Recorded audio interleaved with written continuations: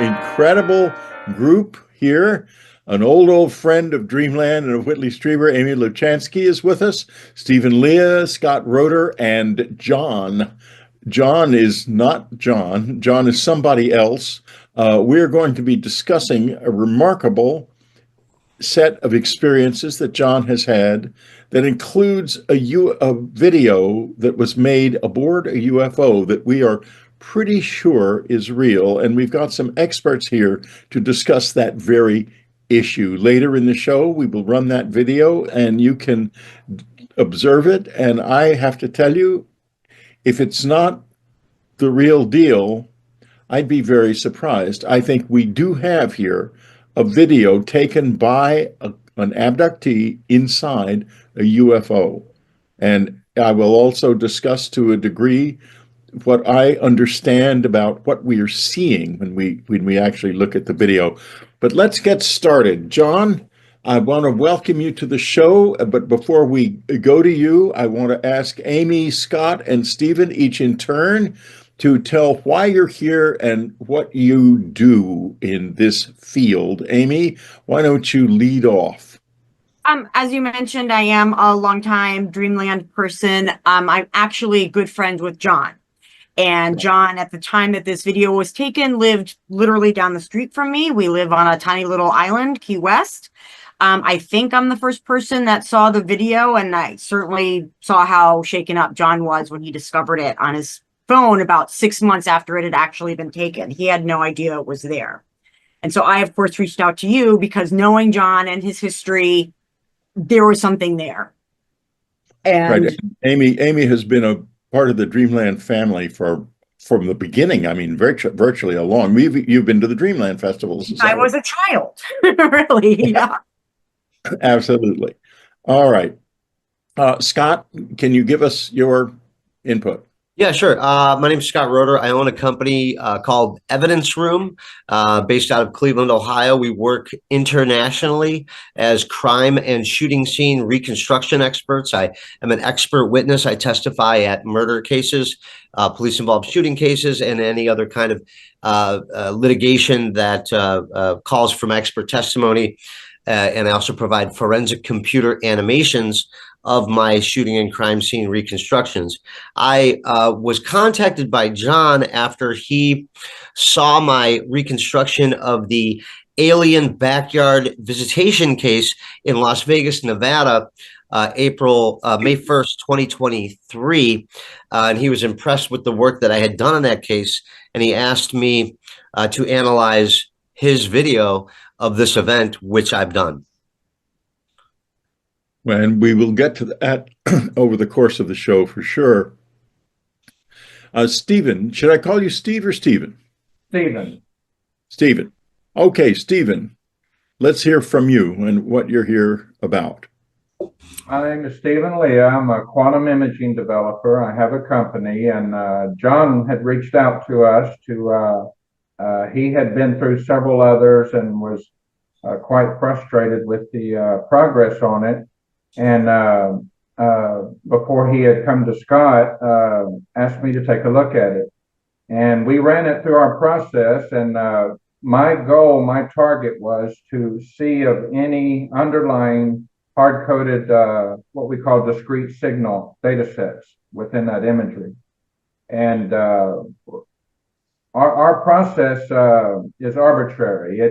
It does not have any lines of code or any kind of way to say, well, this is fake or this is real. What it does is it can decipher and extract hard-coded quantum signatures, and no one can fake that. And he had it. His whole entire, we extracted, there's 1,200 and something frames in that. And every single frame was pristine. And the signatures that we resolved out of that did align and correlate with what he was claiming to have happened to him. And some of the resolves were quite disturbing, to be honest. And so that's what we bring to the table. We will get into that in over the course of this show. I think this is probably one of the most amazing shows I've ever done. I have to tell you, And I'm so glad that it's here. You know, we are the we are the loose cannon part of disclosure here on Dreamland and other places in the internet. That I'm not the only one, obviously, but I like being a loose cannon. That's what I was hired to do. I wasn't hired by anyone who has any money in their pockets, though, because the visitors don't pay. That's They right. That's definitely hired me. Uh, okay, John, when did this first start in your life? When did this first come into your life? Hi, Whitley. Thanks for having me, and thanks to Amy for her support and Stephen and Scott for their work. I am a lifelong abductee. My first memory goes back to, I believe, 6 or 7 years old, when I had a certain daydream and night dream that throughout my teen years and young adult years had come back to me. I never was really able to put two and two together until years later, and many different, both conscious and other evidentiary type things to lead me to believe that there were many abductions throughout my life. Eventually, and I'm skipping over everything, but eventually about 20, I think it was about 26, 27 years ago, I wrote a 6-page letter to Bud Hopkins. And I had noted a number of abductions and scenarios, and Bud had called me immediately and said, you know, I get hundreds of letters every month from people all over the world, and there's certain things within the abduction field that we kind of hold back from the public so that when people come forward, it gives us something to measure their stories against. And you've pretty much touched upon everything. And at the time, I had lived not far outside of New York City in the suburbs. And Bud asked me to come in, and was I willing to try regression therapy? And I was. A couple of years prior, I had successfully tried past life regression. So Bud and I, with others present, had 3 very successful regression sessions. And one of them, which was from that first time when I was 6 or 7, we recovered memories and were able to take what was a dream that ended, or daydream too, at a certain point, and able to move on with it. And, you know, there were certain things that were in it that, you know, said it was an abduction, you know, where there was a gray present, and even one of my neighbors was part of the abduction. And when my memory of her was being in a nightgown in a comatose state, being abducted along with me, and she lived just two doors over, and she was about 3-4 years older than me at the time. Still 3-4 years older than me.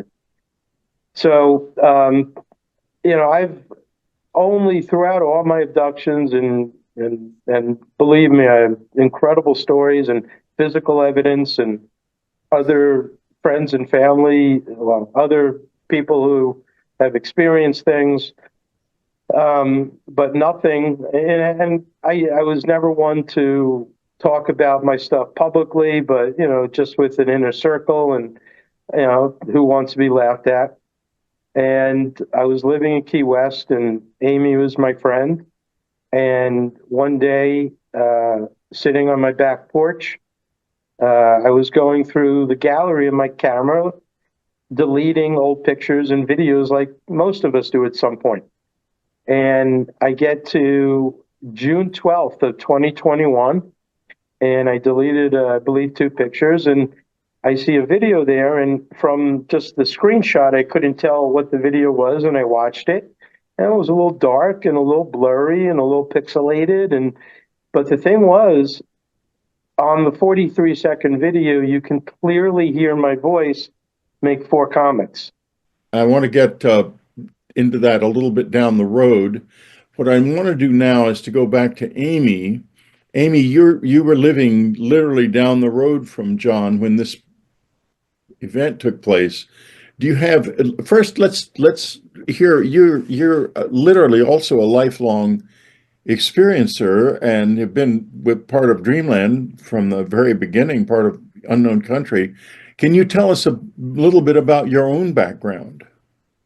So I think like a lot of people, I was 17 or 18 when Communion came out, and I was drawn to the book. I didn't really know why. I was reading it, and it was like the most shocking thing that I had ever read. But also, as I turned the page, I'd be like, well, of course, that's what happened next, which was such a weird position to be in because I'm reading something that's so shocking and I've never encountered any material like this before. And yet, as I'm reading it, I'm also like, yeah, that's what happened next. So I sort of had that in my background. I don't have the conscious memories that a lot of people do. I've never been regressed. I have seen craft several times in the sky, including a time that was investigated by MUFON, and also had about 45 minutes of missing time associated with it. So I definitely know there's something out there. Like you, I don't say that they're aliens from, reticuli. We don't know where they're from. Which is very frustrating to 40 years later. We still don't know where they're from. But I know that there's something to it. And as far as I'm concerned, they come out of the closet.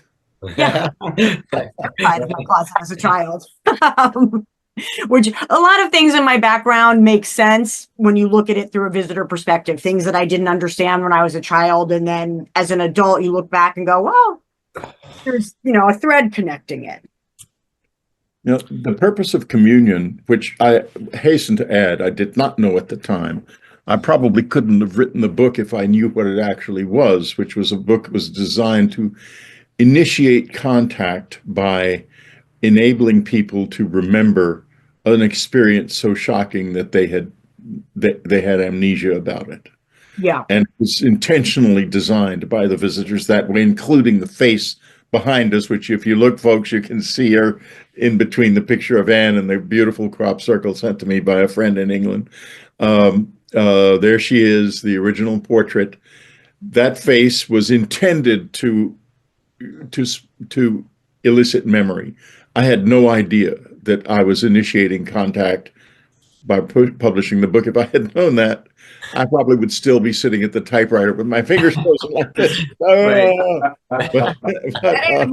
Face down. Anyway, that's what happened. And, we the people have ended up doing this, and the government's running along behind us saying, wait a minute, we've got another way of confusing you here. Just hold on. We're going to confuse you again if we can. And here, let's get the laugh track going. As they have to come to face their own shock that they're not in control. They never have been. It's us and it's those people. That's who controls this and nobody else. Mm-hmm. My whole life and why you guys are here and why I do this every week is the same thing: to reduce the effect of the shock that Amy experienced, that I experienced, that John experienced. Have either of you guys had any experiences like this? Scott and Stephen? Yeah, I have not. I've lived a very interesting life, but without any phenomena, as we might say. I've been engaged in, dealing with homicide investigations from almost the age of 18 when I got into this business. So I've been overwhelmed with the unhappy jubilation of the human condition and its propensity for annihilation for all my life. And it was only recently that I turned my attention to the unexplained phenomenon, which we're talking about today, by way of my friend Ross Coulthart, who I know in Australia from doing crime shows with him. And then he all of a sudden he changed his whole thing from being a crime investigator, is how I knew him. We did a bunch of TV shows on unexplained murders. And then he turns it, now he's doing all UFOs and all this stuff, the threat narrative. Ross got chosen. He got chosen. Yeah, he was Someone that we chosen. can't see chosen the same way they chose me and so many others.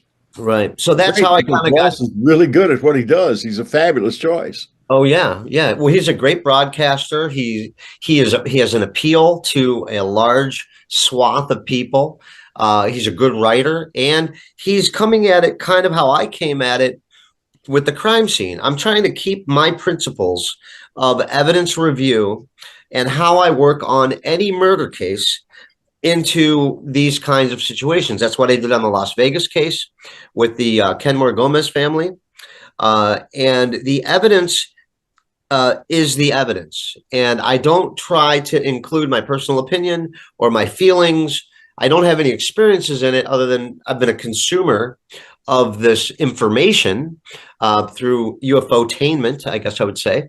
But I think the thing that I want to say is I'm not trying to become a beacon to draw in an attention or an experience, because even though I know they're there, I don't know if I need a face-to-face meeting. Well, yeah, we're probably better off with you having the distance of the objective observer. Yes. And speaking of objective observers, folks, this is a backhanded lead into our first break. But before the break, I want to talk to you just a little bit about The Fourth Mind. The Fourth Mind is available at this point in Kindle on Amazon.com. It will be available in hardcover, softcover, and as an audiobook over the course of the month of January. But right now, and I do think you should get it and read it. I think you should read it. I think you should probably listen to it as well to get some of the emotional timber of it. It is the next step in terms of contact. My purpose in it is to demystify the visitors. It gets into their physical bodies. It gets into their beliefs. It gets into their genetics, the genetics of the hybrids, and it gets into their powers of body and mind and why we don't have them, but once did, and why we lost them and how we can regain them. This is a fundamentally important book, and I'm just going to be very frank.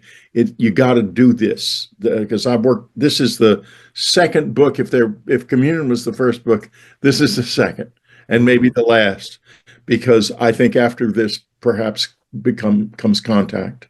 Its purpose is to reduce what's called ontological shock, which is the shock of the change of your paradigm, and it will help us all. Okay, that said, we'll be right back. What I saw that night, I can never forget it. There was a connected feeling as if it could read my mind. So I waved up at it. I just remember after that experience, I felt like my life was supposed to be lived a certain way, that effectively I was given a second chance. People don't just experience it in flight. There are other experiences that they're not even reporting.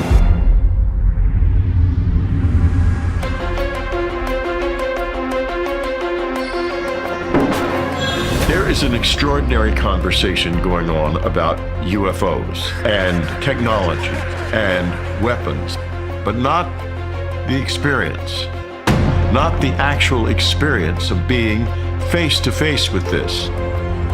I think when somebody sees a UFO or has an experience of one, it kind of forces you to confront what your belief systems are, how you feel about things, how you feel about other people, your place in the world, and how big or small it is. A lot of the stigma that surrounds this subject has to do with the manufactured campaign, an institutionalized campaign to keep people from talking about it, especially scientists. If you're confused and you're lost, it's because the people who do this are great at their jobs. They've been perfecting this for decades. They're not craftsmen of disinformation, they're artists. The fact that we're not alone in the universe, it's paradigm shifting. It's huge. It could be the biggest story in human history. So why aren't more people talking about this? We don't need to wait around for the government to give us the answers. The UFO phenomenon is a part of our reality, It's not something that the government can lock up in an underground bunker somewhere and keep from us. It's everywhere, and it's happening all the time. If you look at the history of humans, you're going to see that it's a history of engagement with non-human intelligence, because a lot of people believe in non-human intelligence. I think it's very difficult to talk about the strange stuff, precisely because it's so strange. We're living in a little corner of the world, just a little corner of it that we call reality. We need to turn off the lights, open the door, and walk out of this little house we live in, and then we're going to start to see something real.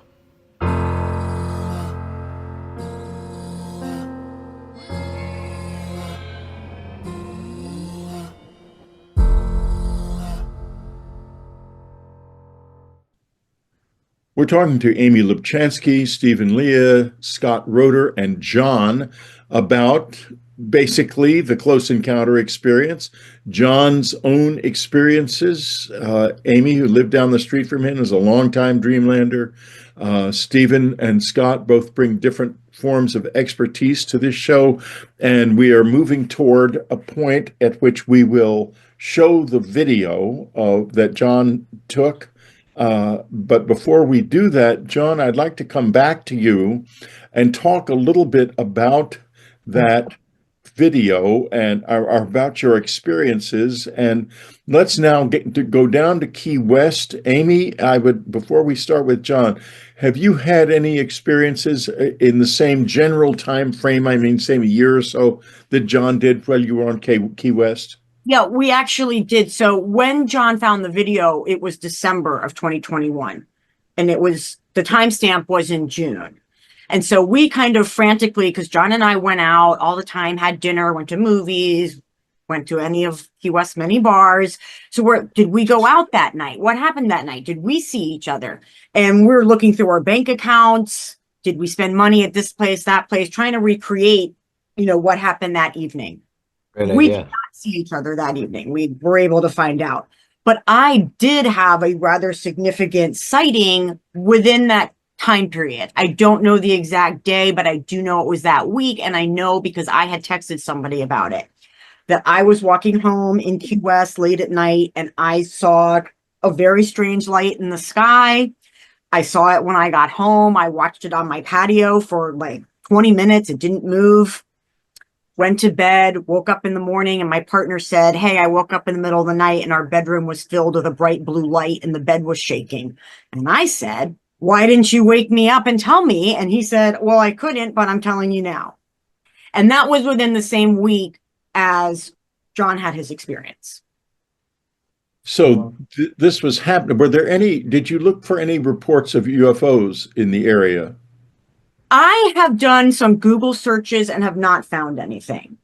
And Okay. we also spoke last week about should John report this to MUFON, even though it's been so much later. I do find one thing that's really helpful about MUFON is they can let you know what, on that same day, somebody 20 miles away from you saw something similar. Actually, I just found something, Amy, as you were talking. According to ABC KMIZ 17, Fox 22, in Sanibel, Florida, on June 17th, the day after, 2021, it was reported that a unidentified floating object was seen, but it says the mystery, of course, was solved and debunked. It was a couple of things passing each other on the ocean and over Marco Island, and it gave just the perception of something in the sky. Of course, there's always a terrestrial explanation for all of these things, so easily debunked with just a surface-level check, which is usually how they get debunked, which is armchair quarterbacking without any expertise, and people just pontificate on what it could be rather than doing what people should do, which is look at the witness statements, check and verify for any uninterested cross-referenced material, like I just did. We have a UFO reporting the day after in Sanibel.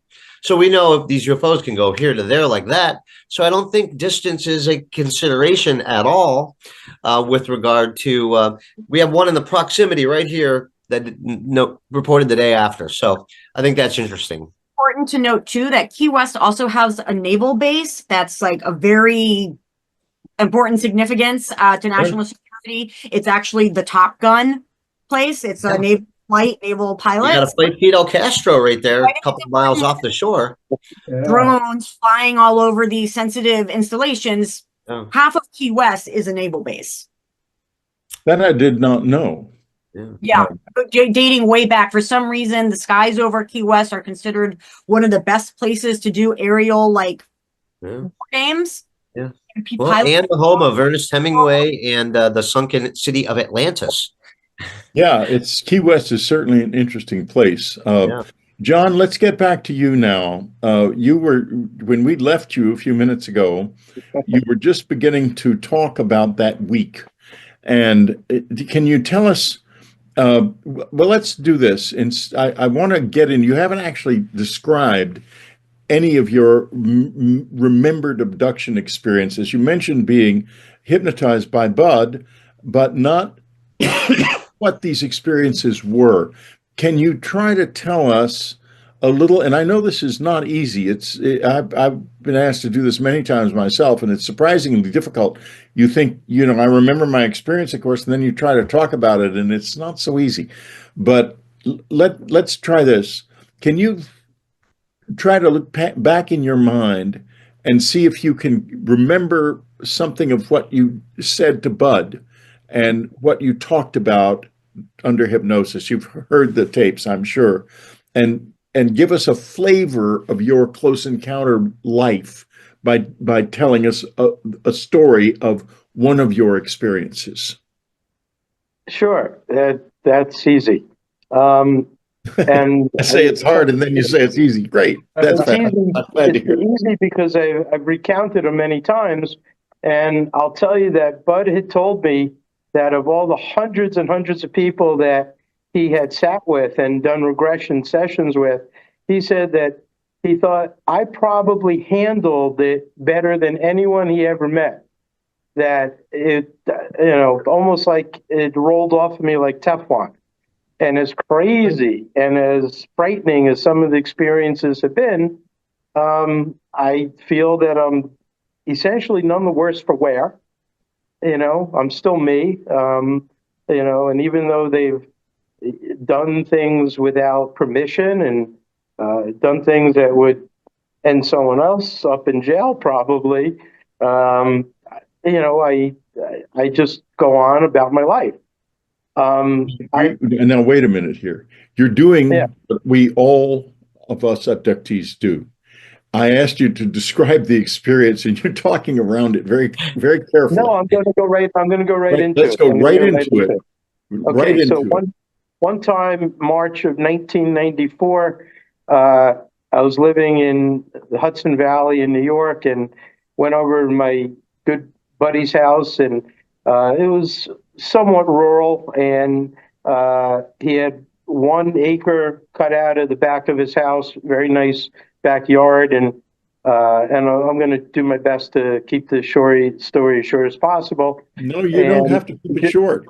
Go ahead and tell the story. Okay, so his wife was away on business, and it was before we had kids, and I went over his house, and we had 2 beers, and it was a little after 11 p.m., and I went out to the back porch to urinate off the back porch, and it was very dark out there, and it was March, and there were no leaves on the trees. So as I'm standing there doing my thing off the back porch, I see through some trees, and it is wooded behind his house, this big light. And I'm done doing my thing, and I move a little so I have a better view of it. And now I see this huge orange light through the trees. And I'm thinking to myself, oh my God, this is like a UFO in the woods. And I call out to my friend, get out here, get out here. And of all my friends, he was the only other one that ever had a close encounter that he would talk about. And he comes out and he's like, what is that? What is that? I think it's a UFO. And after about a minute, he runs back in the house and he comes out, not with a camera, but with binoculars. And so we figured the object was about the length of a football field, about 300 feet away. Wow. And it was in a clearing, which ultimately turned out to be the backyard of another home. From the back of his yard through maybe 25 feet of trees. Then there was another clearing, which was the backyard of another home. So we're looking at this object. First, he looks through the binoculars, and I look. He looks. I take it back the binoculars for a second time, and this orange glowing object lit up the area all around it. And I pan the binoculars slightly to the left, and I see a gray standing there, profile to us, kind of facing the craft. It had the typical big grayish head, and the first thing I thought of when I was looking at it looked like dolphin skin.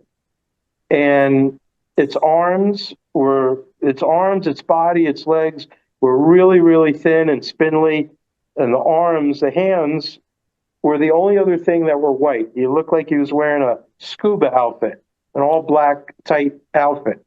And the hands were almost touching the ground. And I just saw the one, it was standing profile to us. I was able to see the face close enough just to see what looked like a hole for an ear, a slit for a mouth, and like almost nothing around the nose area. So after I see it, I pass it back to my friend. He looks, he's like, oh my God, oh my God. And then I say to him, and listen, at this point, I'm in my late 20s. I already knew a good deal about UFOs and abduction, and I read stuff. And so I tell my friend, and we both were wearing watches at the time. I haven't worn a watch in a long time. And it's I said, 14 hours. Let's synchronize our watches in case we have an abduction. And we both synchronized our watches at 11:17 p.m. And next thing we know, we're both sitting in his living room, and he's sitting on the floor on the carpet, leaning up against the couch. And it was a sunken living room with one step down, and I was sitting on that one step, and we're looking at each other. And either he said or I said, weren't we just out on the porch looking at a UFO? And we agreed, and we went back out on the porch, and it was pitch black, and it was 12:40 a.m. And so we remembered that much, that we had the missing time, and it was really freaky. And eventually, that was one of the things I wrote to Bud about in the letter. And under regression, he was able to help me remember more of what happened.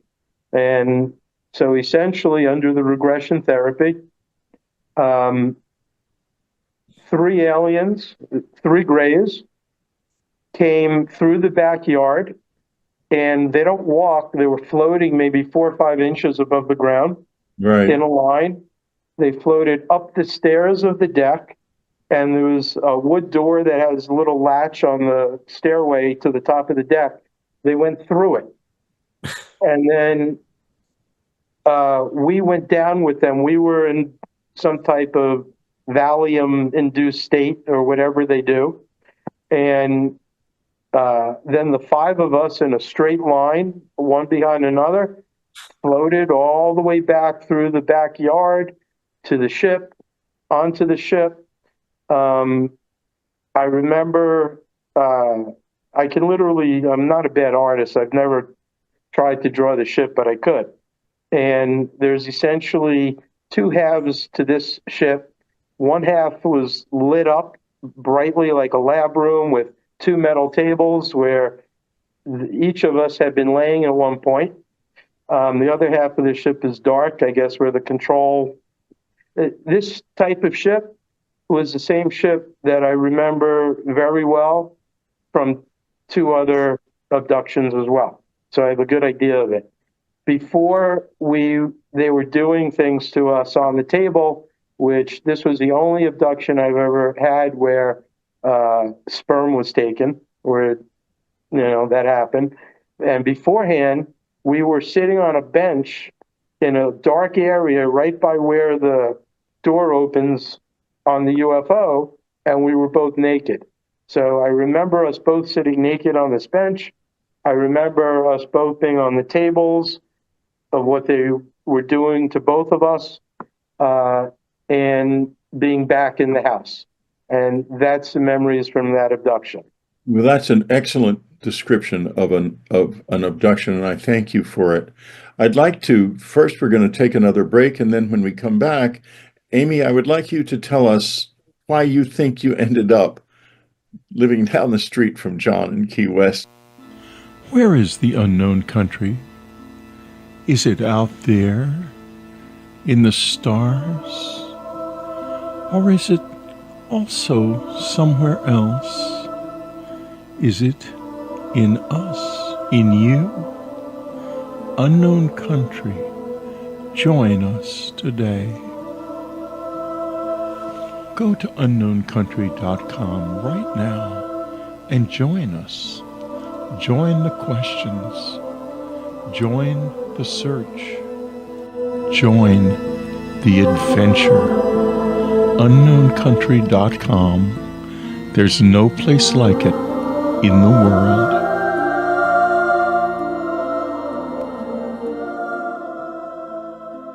We're talking to Stephen Leah, Scott Roeder, Amy, and John, two close encounter witnesses who ended up living down the street from each other for some unknown reason. We're going to talk about that in just a moment.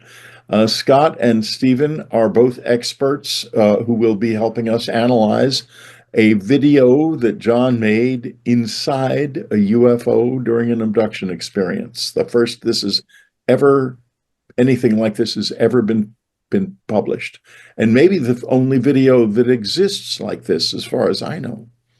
I do know of some very clear pictures of a very clear picture of some grays standing under a tree in a neighborhood. It was shown to me by some Air Force officers in Dayton. Would not let me keep the picture. It was a photograph. This was back in the late 80s, I guess, when they showed it to me.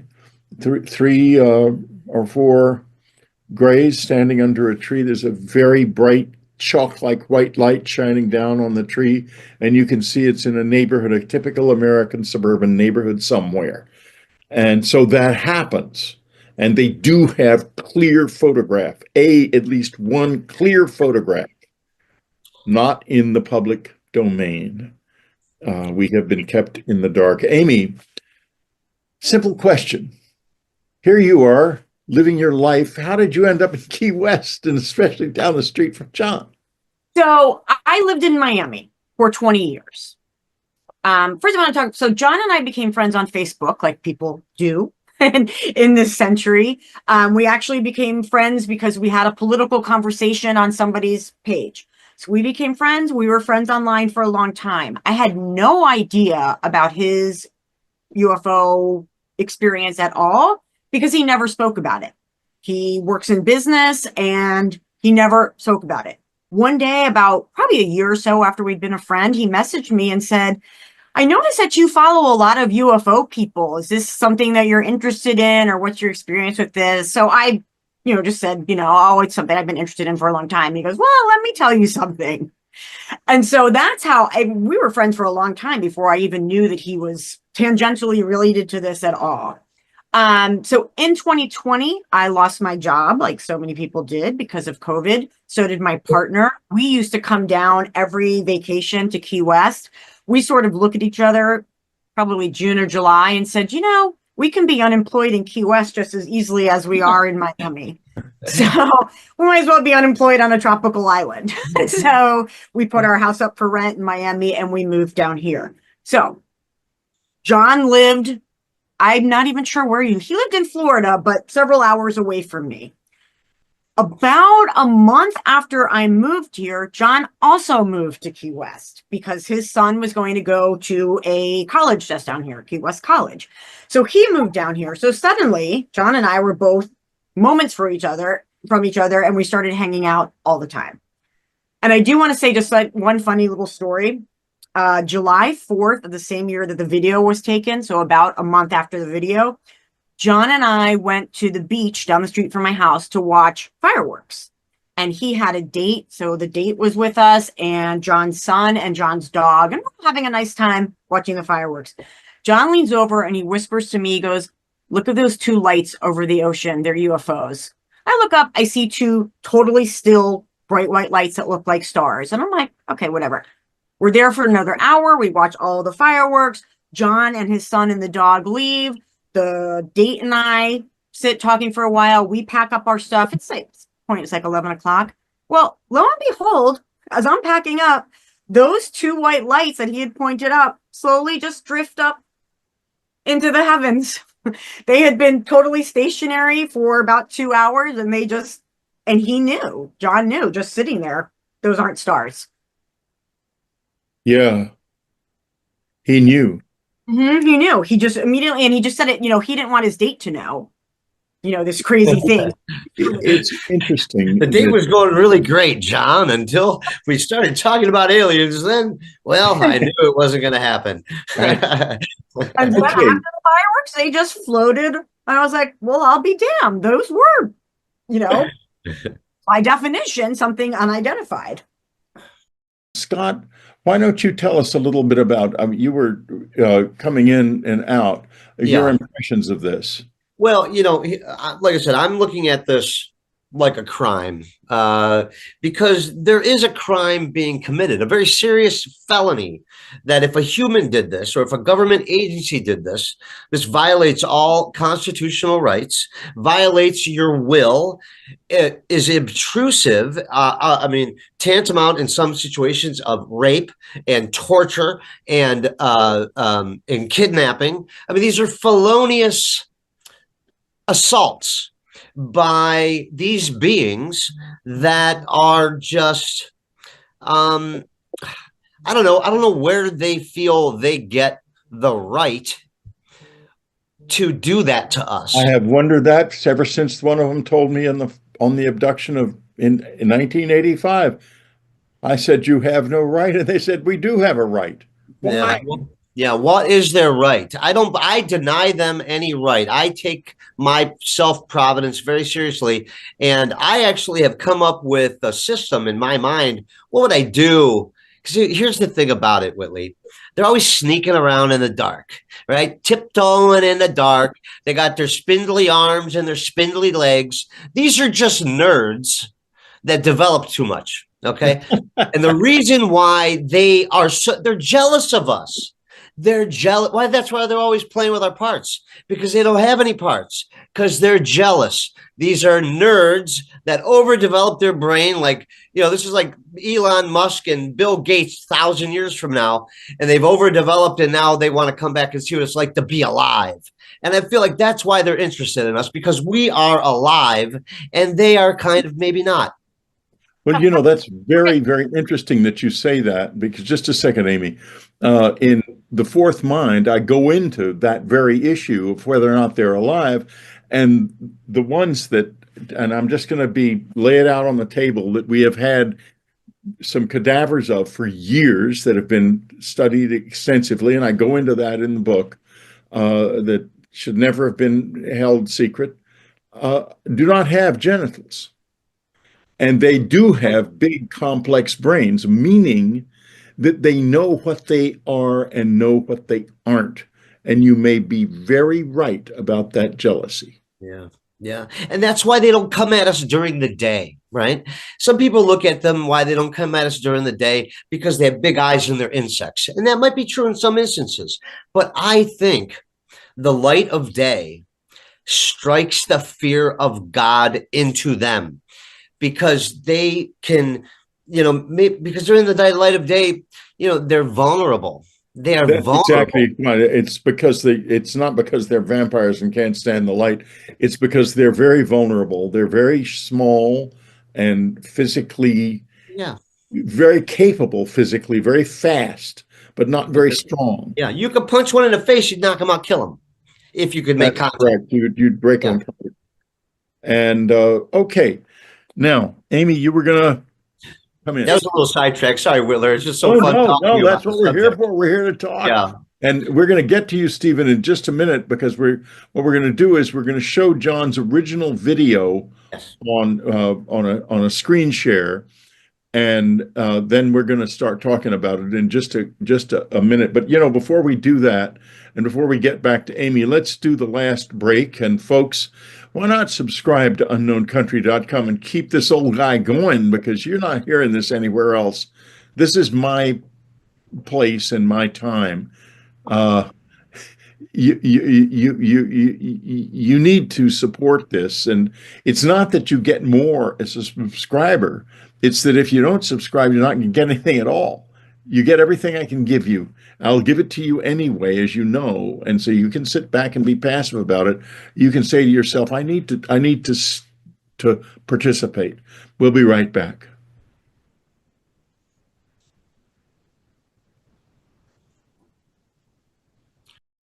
I'm going to run the video now. I'm going to try to, and if you guys have all seen the video many times, so if the share doesn't work, folks will and even if the share does work, if it's not perfect, we will cut it in to the show after editing. Holy crap. Holy crap. It's crazy.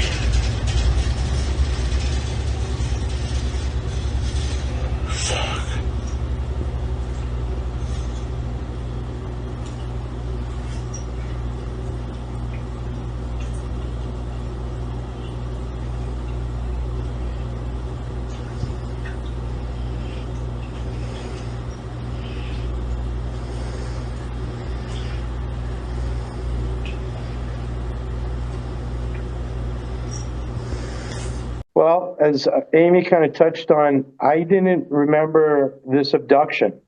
It was about 6 months later. I was sitting on my back deck going through the gallery of my phone, like many of us do, deleting pictures and videos that we don't need. And I had seen the one, screenshot of the video, and I didn't recognize it. And I played it. And what was significant is you can hear my voice on it. And the video is a little dark and a little fuzzy, and I had to watch it back a lot of times. And essentially, I figured out what it was. And I showed Amy. She said, yes, I agree. It's what you think it is. And after that, showed, other people in my friends and family. And I started reaching out to professionals, video experts. I had referrals from some people to others, and I'll be honest, I've had a few video professionals think it's a hoax, think it's a fake.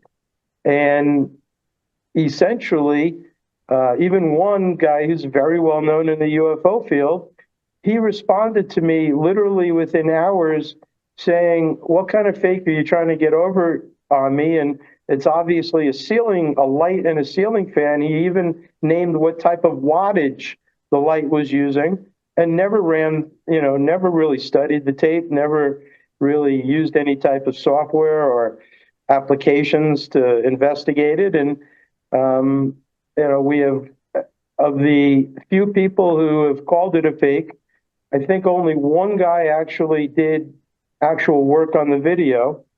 And his final conclusion was that the video was real, but he thinks we staged it. So, which is because he can't handle it. He can't face it. No. Yeah, that we staged it. I'm too lazy to, and I don't care enough about anything like this to have staged anything. I'm not technical. I couldn't even sign into an original Zoom meeting. It took me 20 minutes. Now, yeah, well, you can see now, wasn't there some work done on the location and timing of the video in relation to your house? Yeah, that's a good point. So what we discovered, I have an Android, I have a Samsung Android. So you get there's the video details, and then you also have the metadata. And you can compare the two. And typically, from what I've been told, the two should essentially match up. So, and hopefully I'm not getting this backwards, but when you look at the video details of the video, it says that it not only does it include the GPS coordinates, but it says that the video was shot or started at 1:15 a.m. on the morning of June 12th.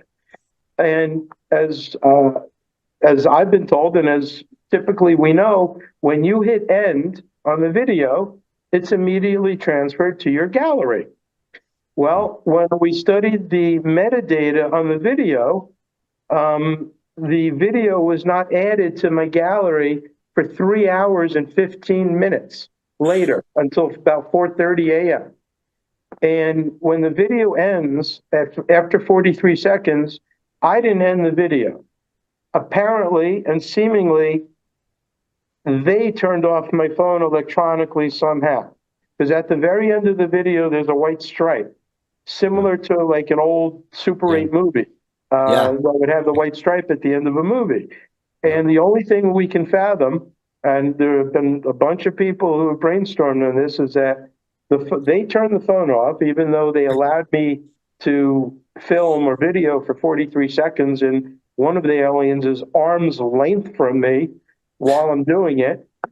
And when they put me back in my bed or back in my home, that's when the phone turned back on, and that's when the video was then added to the gallery. And it totally makes sense. The other, that's because phones don't live outside of time, but aliens do.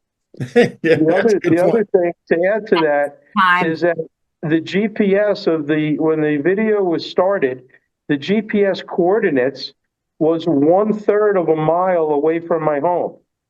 With the metadata, when the video was added to my phone, the GPS coordinates was my home address.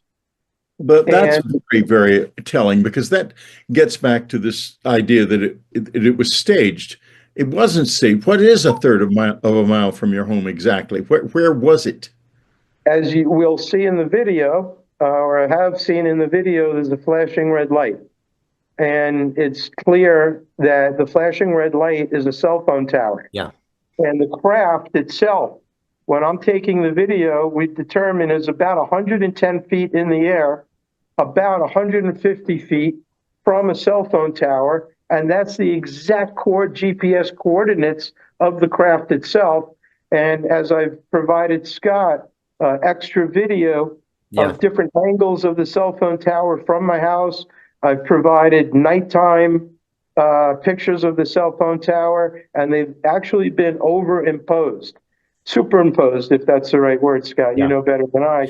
Yeah, we did an overlay with it, and I can verify 100% that this video is unedited. We put it through all of our software to look for any kind of a cut or an edit. So the video is real, and unless John was able to raise Jim Henson from the grave after he died in 1990 to be there in 2022 to get his puppets, I don't see how that is going to happen. There's always a terrestrial, like, listen, some people say it's possible that it was a traveling band of puppeteers that were moving across the South and they just decided to do a show, but it's not probable. Okay. Unless you're working for the Defense Department, right, or you have a bug in your ear about this, you're not going to go there.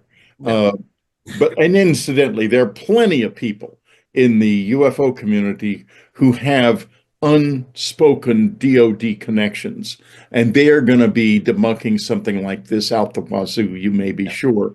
And they're going to be in areas like video analysis and so forth. So you'll hear from those people, no question.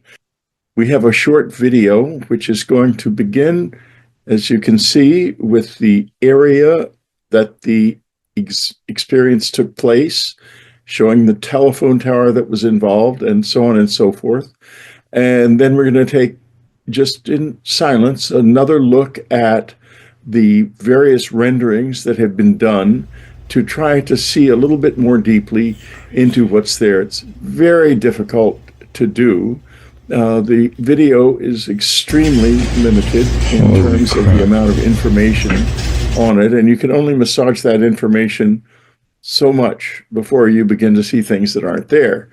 And we've tried to avoid doing that. Our experts have obviously tried to avoid doing that. And so let's just look at the rest of it now, and then I'm going to say goodbye.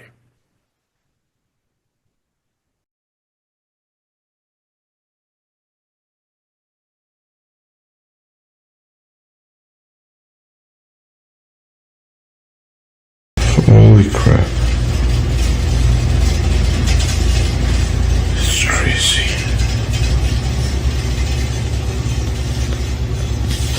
Fuck.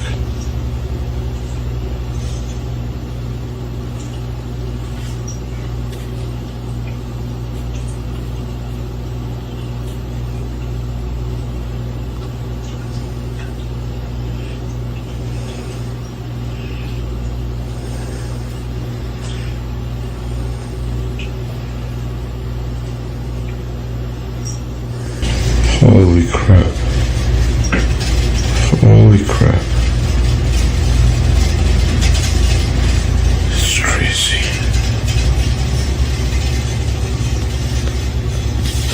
Fuck.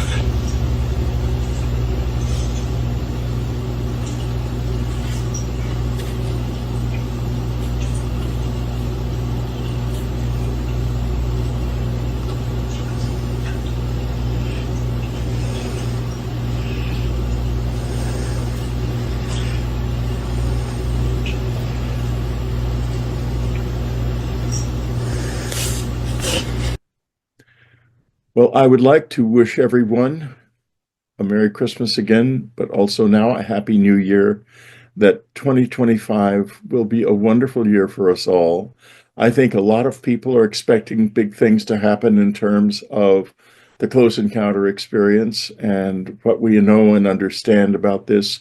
And I think this is indeed the year that 2025 will bring significant change. That's why I have published The Fourth Mind when I have, right at the beginning of this year. And if you read it, you will find much in it that demystifies the Greys, that talks about their brains, their minds, their spiritual life, and understanding of that, their anatomy, how they interface with their objects, and so on and so forth. And then it will go in very deeply into what happened to us.